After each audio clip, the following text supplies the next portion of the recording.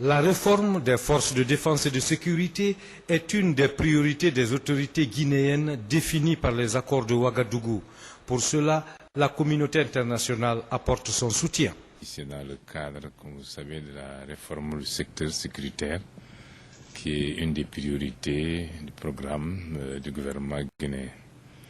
Et je viens presque en précurseur voir les autorités, prendre contact avec elles, voir quelles seront les modalités d'exécution de cette mission que vont mener la CEDEAO, l'Union africaine et les Nations Unies en même temps. Et nous allons voir ensemble quand est-ce qu'il faut commencer la mission et comment il faudra la mener prochainement pour que le programme de réforme du secteur de la sécurité puisse démarrer le plus tôt possible. Le dénouement heureux de la crise politique en Guinée reconforte donc la communauté internationale. Pour elle, le pays se dirige aisément vers un retour à l'ordre constitutionnel. Et je pense que tout le monde attendait ce dénouement.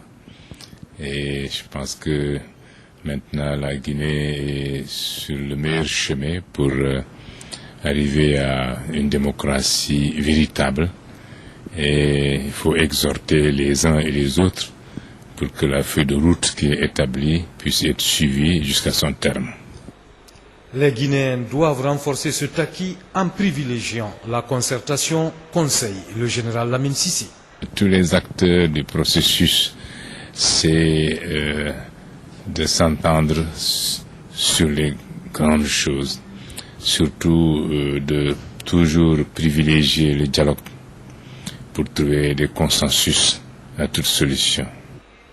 Comme on le voit, l'appel du gouvernement guinéen à la communauté internationale dans le cadre de la restructuration des forces de défense et de sécurité a été entendu.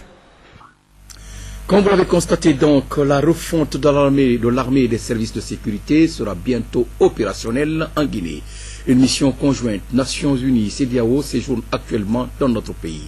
Cette mission, comme je l'ai dit tantôt, conduite par le général Lamine Sissé, représentant de la CEDEAO près des Nations Unies, s'est entretenue ce lundi avec le Premier ministre chef du gouvernement, Jean-Marie Doré. Compte rendu, Madi Adara.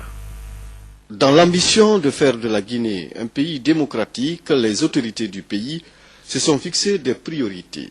Priorités allant dans le sens de la bonne gouvernance. Pour y parvenir, la refonte de l'armée a été ciblée comme une nécessité sans laquelle on ne peut obtenir une armée citoyenne au service de la démocratie.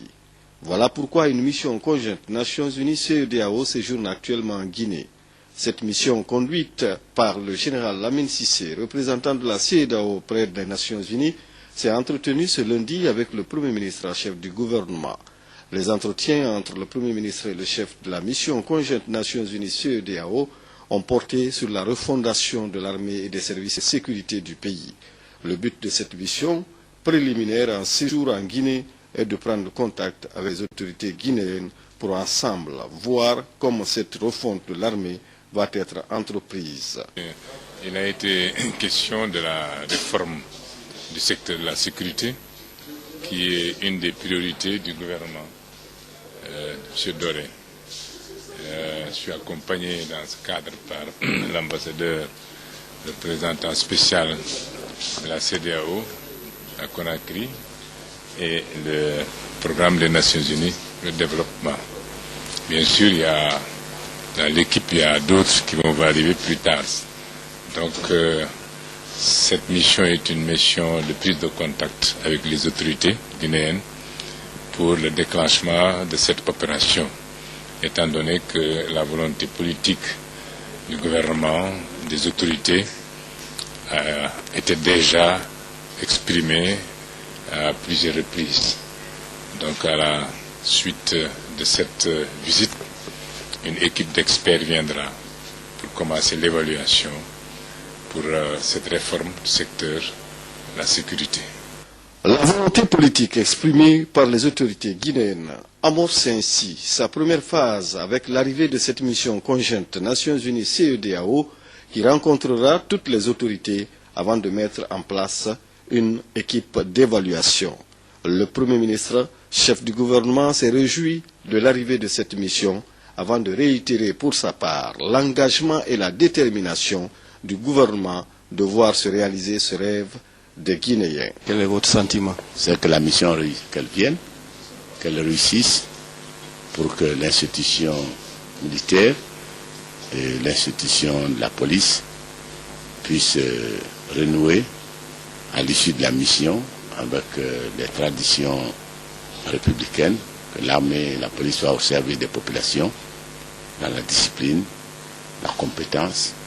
Vous savez que les deux priorités du gouvernement que je dirige sont d'organiser les élections d'une part et de restructurer l'armée. Et la mission est ici dans ce cadre-là.